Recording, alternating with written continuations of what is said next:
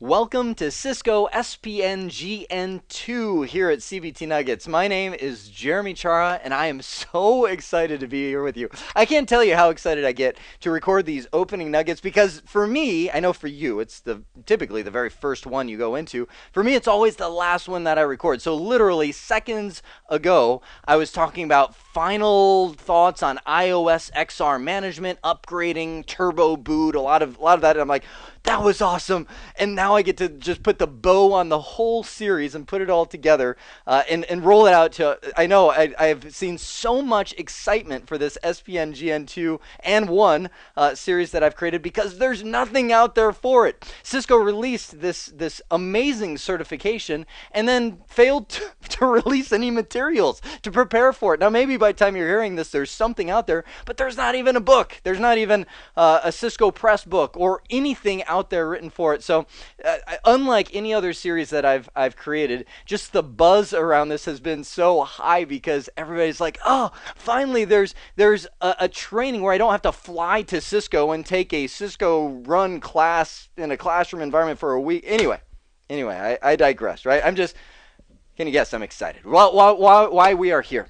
So number one, to understand the service provider certifications.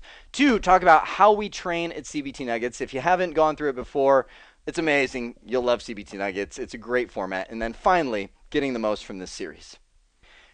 Let me say this slide disturbs me as we get into the Cisco certifications. I think it's some of my type A, maybe anal type A. What am I saying? I'm so not a type A personality. But nonetheless, the fact that line right there is missing just makes me immediately go, something's wrong with that slide, but it's not. Welcome to this discussion of Cisco certification. CCNA Service Provider is actually one of the most confusing certifications for folks to get in because it's disjointed, unlike the rest of them. So, first off, we know Cisco certification starts with CCENT. That's just about where most everybody gets into Cisco. Not all the time, but most get in there with their ICND1 certification. Then they pass ICND2, and voila, they have their CCNA routing and switching. This is where the vast majority of people go. Now, Cisco created one service provider track that they call Service Provider Ops, which is just kind of a jump off of the CCENT. So it kind of builds from CCENT and goes forward with the Service Provider Operations, and then, much to the confusion of the industry, along with the fact that they didn't release any materials for it, they created this CCNA Service Provider, which has no prerequisites. Essentially, it does not require CCENT to get into, and is completely separate on its own. So, first off, what's up with that? What is the difference? What was Cisco thinking when they created Service Provider Ops and Service Provider as these two separate tracks? Well, think about the name. Service Provider Ops. Just envision it. What do you think of when you think of, yep, that guy's in Ops, right? Operations. Like, for some reason, I think of an episode of like 24 or something where these are the guys in the van, right? The guys in the van, everybody's going in, guns loaded. The guys in the van behind the scenes are operations, their communication, making sure everything's working. They didn't come up with the plan, right? They're just the guys in the van. They usually get blown up by a missile at some point in the show, but these are just the guys. I shouldn't. Everybody's like, man, I don't want to go into the ops. I'm going to get blown. No, it's just these are the people that are coming in to do the day-to-day operations. So what's the difference? CCNA service providers are the ones who designed it, right? These are the guys who built the service provider network from the ground up, or a lot of times get into the architecture. So this track, the reason it has no prerequisites is because it's assumed that you're starting from scratch, and we want to kind of immerse you into a service provider design and architecture mindset to build it from the ground up rather than walking into the already built environment of the service provider ops. A lot more, day-to-day show commands in the service provider ops world, whereas CCNA service provider, not to say that it's light on configuration by any means, it's just there's a lot more big picture thought that goes into the CCNA service provider of, like, instead of just coming in and saying, well, here's how you manage BGP, it's like, well, here's how you set up BGP from the ground up in the CCNA service provider. Does that make sense? So here's my bullet. Statistically, most people go this way. CCNA service provider allows service providers to hire somebody and immerse them in the service provider mindset from the very beginning. Each certification and exam has an expiration of 3 years, and I just talked about that.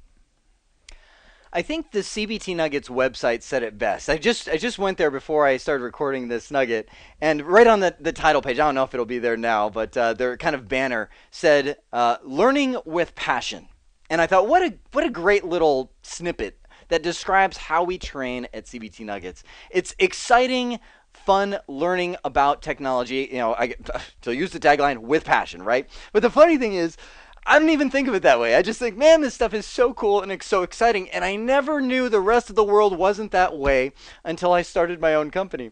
About 5 years ago, I started a consulting organization that essentially anyway, we do all kinds of stuff. I don't want to blab on about my company, but one of the things that we do is we are a service provider. I got space in a data center, started bringing up private lines to different customers and becoming their ISP, which it was just so timely that I got to do the series. I'm like, man, I finally get to talk about a lot of the stuff that I've been doing, but I started hiring people, right? So I'm like, hiring people with very little knowledge, because I thought, well, maybe I don't have to pay them that much, and I'll explain this stuff to them and they're gonna like get it, and they're gonna totally get it. And so I started hiring people, and they came in, and I'd bring them into a conference room. I'm like, okay, so I want to show you about IP addressing, subnetting, whatever I would start with.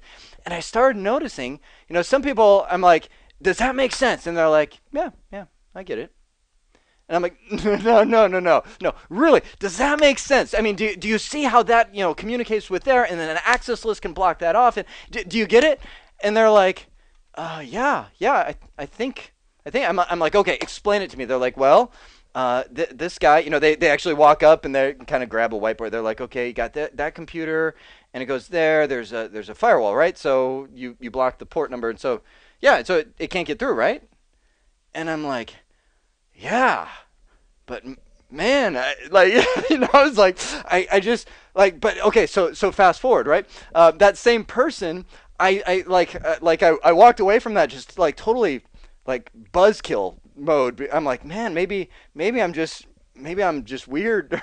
Like I'm thinking, why were they not so excited that we were able to implement that? Well, the reason why, now I'm not saying that it's this way for everybody. But the reason why is because they got it, but they didn't get it. Meaning they saw me talk about it, and they're like, yeah, okay, yeah, that makes sense. It's blocked. But until they had actually done it, because that same person, let me just fast forward. About 4 months later, I had them do it. I had them actually go in there and set up, and I can't even remember what it was, like an access list or something, and they totally did it wrong. They botched it, right? And they were like, oh, I don't get it. And I was like, oh, well, yeah, because let's do some show commands. They started walking through. I was like, oh, man, yeah, looks like you, again, this has been so long ago now, I don't even remember what it was, but I'll just say, oh, you apply that in the wrong direction or something like that. It looks like you did it wrong. And they're like, oh, okay. And I said, well, draw it out on paper. And I actually saw them draw it, and they're like, oh, okay, wait a sec. So they go in there, and then it's funny because I'm like, and they do it, and they set it up, and they're like, oh, and then they got it right. Whatever situation it was, they got it right. And that's when I saw them go, that was awesome. That was awesome. I tell that story. That's actually the first time I've ever told that story as a recorded CVT Nugget series, because I was like, how much does that encapsulate what I'm trying to get for people? Building networks, IT. Like, can I just say IT in general? But there's nothing cooler than networking. I've been in a lot of different fields. Well, I'll say development is close if you have the stomach to palate doing development and semicolons in the wrong place and all that kind of stuff. But anyway, IT is one of the very few places where you can just build your own world, and it's so logical, and it's just kind of like, it's so clean. And can I just compare it? I know I did not totally mean to spend this much time on this, but it's so wonderful because I can compare it to working as a Windows administrator. Nothing against Windows administration. It's where I began. I started actually back in the Novell days. And those problems you get where you're like, why is it doing this? And you spend like 3 hours trying to figure out why. And you're like, well, let's just reboot. And you reboot and the problem goes away.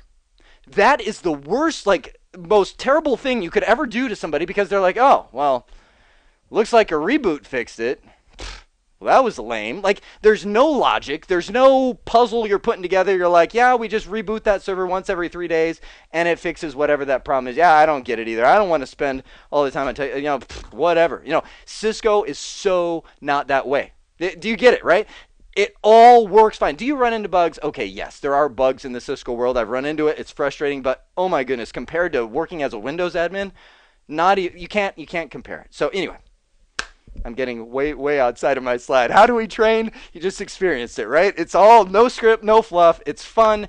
Dual purpose is I want to impart knowledge to you guys. I want to explain experiences I've gone through. I want to explain the knowledge you need, of course, to pass the SPNGN2 exam if you want to go certification route. But overall, I just want you to realize just how amazingly cool this technology is and how much fun you can have doing your job. With that premise, how can you get the most from this series? Like as you're going through CBT Nuggets training, what's the best way to just maximize your learning? Well, I've used this slide for again, probably 8 years that I've been teaching with CBT Nuggets. So if you've had previously courses with me, you've seen this same slide. So can I just back away from the slide? I mean, the items are very logical and give you one more kind of side motivational story that, again, I don't know why this series is different. I've never used these stories before, and I just feel like they're so good. Jeremy, you might say, are you always this wired about life in general, the world around you? Life is good. I would like to say yes. I would like to say I'm a positive person, but I can tell you I am not always like this. There are times. Can I just talk about the time where I got thrown into voice over IP? This was probably, well, good grief, time flies. Probably 10 years ago, I got moved into voice over IP when voice over IP was really bleeding edge, and I already had my CCIE and routing and switching, right? And I was like, oh, I totally don't want to do this, but I was a trainer. They needed somebody to teach call manager.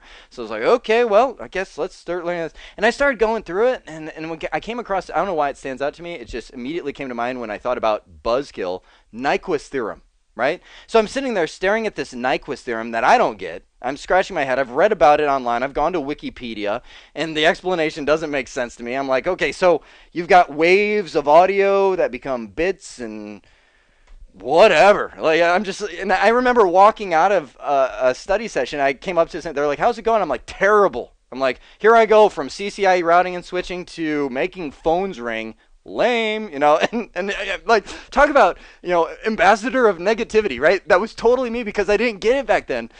The longer I sat there and started saying to myself, you know what? I have to learn Nyquist theorem, and maybe this is an advantage I have that some of you don't, but because I'm going to teach it, right? I have to teach this concept, and I'm going to have people that if I don't get it, they're not going to get it, and so I've got to learn it. So I had to sit there. It took me like days to get this concept. I'm like, I don't get it, and then finally I'm like, oh, I get it. I get it. You get the audio wave, and they sample it. I mean, now I look at it, I'm like, oh, it's pretty simple. But it wasn't simple for me back then. So I'm like, and that's why a channel of audio takes 64 kilobits per second of bandwidth. Oh, that makes sense. And then, you know what I said? Voice over IP is awesome. I love it. It's so cool because, why? Because I get it. I hate Macintosh. Why? Not because Macintosh and Apple isn't a cool operating system. It's just when it doesn't do what I want it to do, I'm like, stupid operating. Who uses this thing? Because I don't get it. I don't know how to troubleshoot an Apple computer. How can I say this? What you know is what you love. And the more you love what you know, the better you're going to do at it. And I'm telling you, if you want to be successful, really successful in IT, fall in love with it. With that, I will launch you into the SPNGN2 series, knowing that it's not all butterflies and flowers. It's not all going to be, I get this the first time around. There's going to be some work involved. You're going to hit some mental blocks where you're like, what do you mean 6-to-4 tunneling and how that, there's going to be times where you get frustrated, but I'm telling you, there's a pot of gold at the end of that frustration if you push through it, really get it, and do well at it. I hope this has been informative for you, and I'd like to thank you for viewing.